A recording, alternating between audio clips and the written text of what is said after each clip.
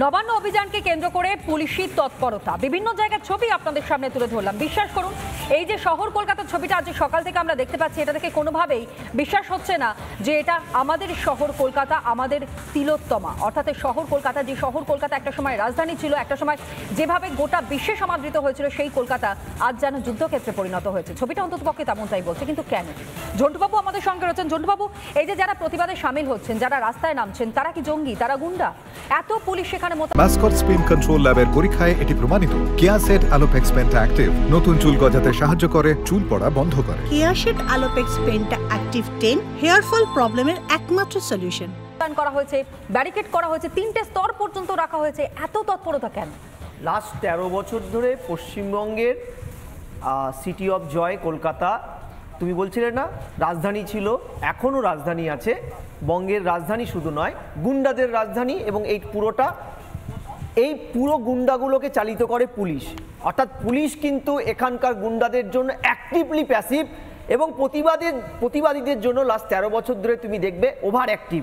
আমি তোমায় বলি যে এই যে সাধারণ মানুষের আন্দোলন, এই সাধারণ মানুষের আন্দোলন তো তার ফান্ডামেন্টাল রাইটস। র্যালিজ করা বা মিটিং করা, এটা কনস্টিটিউশন আপনাকে এই ফান্ডামেন্টাল রাইটসটা দিয়েছে তোমাকে আমাকে। আজকে যখন পুলিশ একটা কল্পিত ভয়ের ভিডিও দেখে, তোমার মনে আছে প্রধানমন্ত্রী যখন ভোটের সময় এখানে লাস্ট দফায় প্রচারে আসবে, তখন একটা কল্পিত ভয়, একটা স্পেশাল সোর্স, পুলিশ সুন্দর বলে যে ক্রেডিবল সোর্স। বেশ, আমাদের কিন্তু ওই যে পুলিশ আমাদের দীপাঞ্জন বাবু আছেন, উনি জানবেন যে এটা কিন্তু একটা খুব সুন্দর একটা কল্পিত গল্প। এটা বলে অনেক কিছু পুলিশ করে দেয়, এবং বিরোধীদের বিশেষ করে নাগরিক আন্দোলনগুলোকে আটকানোর কিন্তু এটা পুলিশের, রাজ্য পুলিশের একটা অন্যতম অস্ত্রে পরিণত হয়েছে। যেমন 144 ধারা বা যেটা 163 ধারা, একটা পলিটিক্যাল অস্ত্র পুলিশের, এ রাজ্যের পুলিশের।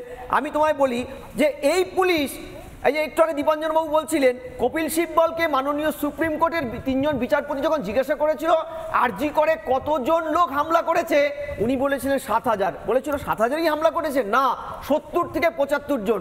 কতজন পুলিশ ছিল? 150 জন পুলিশ ছিল। কপিল সিব্বল রাজ্যের তরফ থেকে যেটা বলেছিলেন তিনি। কতগুলো মামলা হয়েছে, কতগুলো এফআইআর? উনি বলেছিলেন 55টা, বাস্তবে হয়েছিল 2টো বা 3টে। আমি বলছি 35 থেকে 40 জন হামলা করলো আরজি করে, 150 জন পুলিশ আপনার লুকিয়ে রইলো, নার্সদের থেকে তার কাপড় জামা চাইলো লুকানোর জন্য। না, অপরাধীদের বাগে আনতে পারছে না পুলিশ। না, আরজি করে যে ছবি আমরা দেখেছি তাতে একটা বিষয় স্পষ্ট, পুলিশ নিজে কি করে প্রাণে বাঁচবে সেই চেষ্টা করছে। তনয়া, আমি আবারও বলছি, অ্যাক্টিভলি প্যাসিভ। এই পুলিশ বাগে আনতে পারে, তাদের যোগ্যতা আছে, তাদের এফিসিয়েন্সি নিয়ে কোনো প্রশ্ন নেই। এশিয়ার প্রথম কমিশনারেট লালবাজারের, আমি তোমাকে পরিষ্কার বলছি, এরা এই ধরনের লুমফেন ফ্রিজ এলিমেন্টের মুখ্যমন্ত্রী বা তৃণমূলের নির্দেশে তাদের বিরুদ্ধে অ্যাক্টিভলি প্যাসিভ থাকে, নিষ্ক্রিয় থাকে, অ্যাক্টিভলি নিষ্ক্রিয়। আজকে যেমন প্রোঅ্যাক্টিভ একটা নাগরিক আন্দোলন, এত বড় ঘৃণ্য অপরাধের নাগরিক আন্দোলন। তুমি বলছো এই যে জয়েন্ট, এই যে নিট পরীক্ষা, নেটের এইসব গাল গল্প করছে, এগুলো টোটালটাই অনলাইন, কোনো অফলাইনে গিয়ে কোনো সেন্টারে দিতে হয় না। দ্বিতীয়, তাই যদি হয়ে থাকে তাহলে পুলিশ একই লজিকে, আগামীকালও নিট পরীক্ষা আছে, তাহলে মুখ্যমন্ত্রী এই যে ছাত্রদের সকল সমাবেশ, এটা বন্ধ করলো না কেন? তুই বলো। নর্থ বেঙ্গল থেকে দক্ষিণবঙ্গ এই কলকাতায় আসা সমস্ত ট্রেন গতকাল এসি স্লিপারের সমস্ত রিজার্ভ প্রার্থীদের, রিজার্ভের ক্যান্ডিডেটদের যারা আসছে, যাত্রীদের নামিয়ে দিয়ে তৃণমূলের ফ্রিঞ্জ এলিমেন্ট এই সকল ছাত্ররা দখল করে তাণ্ডব করতে করতে কলকাতায় এসেছে। আমি তোমায় বলছি, এভিডেন্স চাই তোমার। দার্জিলিং মেলে 7 নম্বর কোচে সমস্তদের নামিয়ে দিয়েছে তৃণমূল দখল, সারা রাত গাঁজা খাওয়া, অকথ্য গালাগালি। বাকি যাত্রী যারাও বা একটু দাঁড়িয়ে আসতে পেরেছে, তাদের রিজার্ভেশনের সিটটা না পেয়ে, তাদেরকে কি অকথ্য অত্যাচার, এগুলো বন্ধ করেনি? সাজানো হচ্ছে ছাত্ররা, তারা আসছে ছাত্র সমাবেশে সেই কারণের জন্য। কিন্তু যারা আজকে পথে নামছে, সেখানে কিন্তু পুলিশের তরফ থেকে গতকাল 2টো ভিডিও সামনে আনা হয়, যে ভিডিওতে বেশ কিছু বক্তব্য, যেই বক্তব্য উত্তক্ত করবার মতনই বক্তব্য, নিঃসন্দেহে যে বক্তব্য সামনে এসেছে। কিন্তু আমার কাছে প্রশ্নটা, আমি একটু দীপাঞ্জন বাবুর কাছ থেকে এই উত্তরটা নেব, যে দীপাঞ্জন বাবু আপনি হাতও তুলছিলেন কিছু বলবেন বলে, তবে আমার কাছে যে প্রশ্ন সেটা হচ্ছে যে 2টো ভিডিও সামনে আনা হলো, যে ভিডিও নাকি ভাইরাল, এবং সেখানে বলা হচ্ছে যে অশান্তির পরিকল্পনা রয়েছে। পুলিশের কাছে যদি সেই ভিডিও এসে থাকে, যদি সেটা সত্য হয়ে থাকে, তাহলে পুলিশের তাদের বিরুদ্ধে কোনো অ্যাকশন নেওয়া মানে এখনো পর্যন্ত নিল না কেন? এটা হলো প্রথম প্রশ্ন। দ্বিতীয়, যদি পুলিশের ইন্টেলিজেন্সের কাছে এই বিষয়টা সামনে, এই তথ্যটা সামনে আসে যে সত্যি কোনো রকমের কোনো ঘটনা ঘটতে পারে, তাহলে পরে আগের থেকে প্রিকশন না নিয়ে এই আন্দোলন কিভাবে প্রতিহত করা যায় সেই চেষ্টা কেন করে চলেছে পুলিশ? না দেখো, আমি একটা কথা বলি, তোরা যেহেতু মানে বেশ কয়েক দশক আর্ম ফোর্সেসে হোক, এই ইউনিফর্ম ফোর্সেসে চাকরি করার সুবাদে আমি বলছি, ইউনিফর্ম ফোর্সেসে একটা খুব গুরুত্বপূর্ণ ব্যাপার হলো যে তোমার কাছে মেসেজটা কি আসবে। সর্বোচ্চ স্তর থেকে মেসেজটা পারকোলেট ডাউন হয়ে নিচে আসতে থাকে। সর্বোচ্চ লেভেলের যখন মেসেজটা তৈরি হয়ে যায়, যখন মুখ্যমন্ত্রী শপথ নিয়ে মুখ্যমন্ত্রী হওয়ার পর প্রথম বলেছিলেন ভবানীপুর থানা থেকে গুন্ডা ছাড়ানোর পর আমি গুন্ডা কন্ট্রোল করি, সেই মুহূর্তে সমস্ত বাংলায় ইররেসপেক্টিভ অফ র্যাঙ্ক সেই মেসেজটা চলে গেছে যে মুখ্যমন্ত্রী গুন্ডাদের সাপোর্ট করে। সব পুলিশের ক্ষমতা হয়নি, আমরা দেখেছি পুলিশ ফাইল নিয়ে টেবিলের তলায় লুকিয়েছে। দ্বিতীয়, এই যে ধর্ষণ, এটা একটা সামাজিক অপরাধ, সারা ভারতবর্ষে হয়, কিন্তু ভারতবর্ষের কোনো রাজ্যে হয়নি যে সরকারের টাকায়, জনগণের করের টাকায় 25 জন উকিল দাঁড়িয়ে গেল সুপ্রিম কোর্টে। তার মধ্যে একজন ভারতের সর্ববিখ্যাত বা সব থেকে দামি উকিল, কোটি কোটি টাকা খরচা হয়েছে। না, এই 25 জন উকিল কিসের জন্য গেল? তো সরি, এটা একটা ইনডাইরেক্ট মেসেজ তো চলে যায়। সেখানে পুলিশের সাহস কি করে হবে? এবং পুলিশের এক শ্রেণীর বিশেষ করে আইপিএস অফিসার, তারা একদম মেরুদণ্ডটা তুলে রেখে চাকরি করছেন।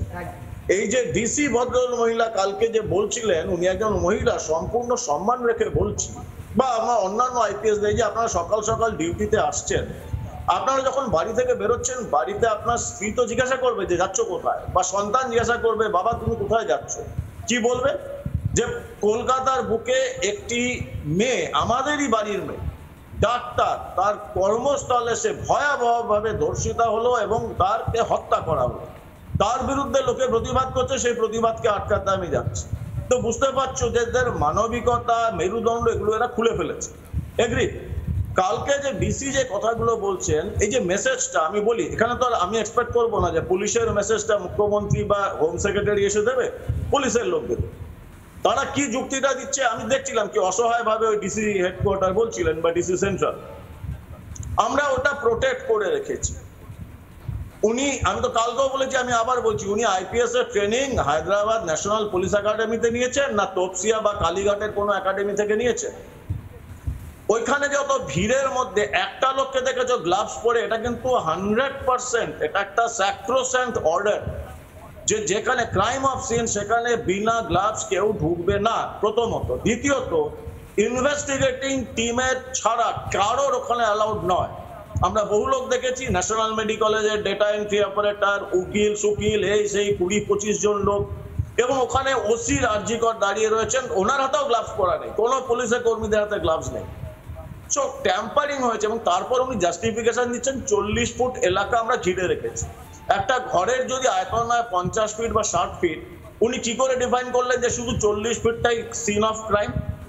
উনি নিজে জানেন যে উনি কি বলছেন, উনি জানেন যে উনি যে পড়াশোনা করেছেন, ওনারা তো পড়াশোনা করে এসছেন, তো পার্থ চ্যাটার্জিকে টাকা দিয়ে বা ওই মানিক মন্ডলকে টাকা দিয়ে উনি হননি, বা সন্দীপ ঘোষকে টাকা দিয়ে তো আইপিএস হননি। এগুলো কেন ভুলে যান? কি হতে পারে, আপনি খুব বেশি হলে আপনার ট্রান্সফার হবে, কিন্তু তা যদি না হয়, এই কুখ্যাত কলকাতা পুলিশে চার্লস টেগার, দেবী রায়, রুনু গুহনীয় যে লিস্ট ছিল, এই লিস্টে কিন্তু এদের নামও ঢুকে যাচ্ছে। মানুষ কাউকে ক্ষমা করে না, ইতিহাস কাউকে ক্ষমা করে না, এরা ভয় পেয়েছে। একটা চারদিকে স্লোগান শুনছি আমি, জেগে উঠেছে জনতা, কেঁপে গেছে মমতা। ভয় পেয়ে থাকে তাহলে ওই উর্দিটার ভ্যালু কি রইলো, তার মূল্যটা কি রইলো? উর্দির ভ্যালু তো নেই। উর্দির ভ্যালু থাকলে এই উর্দি পরা লোকগুলো গিয়ে কালীঘাটে খিচুড়ি বিতরণ করে কালী পুজোর সময়, তাহলে উর্দি ছেড়ে রাজনীতি করুক, রাজনীতির ময়দানে আসুক। যদি সেই রকমই ঘটে থাকে তাহলে পরে উর্দি পরবার তো কোনো কারণ নেই, সেটাকে অপমান করার কি কারণ? গত 14 বছরের ইতিহাস দেখো, সুলতান সিং, রাজপাল সিং, এইচএস রফি, সিএম জাটুয়া, কতগুলো প্রাক্তন পুলিশ অফিসার এমএলএ হয়েছেন, এমপি হয়েছেন, মন্ত্রী হয়েছে।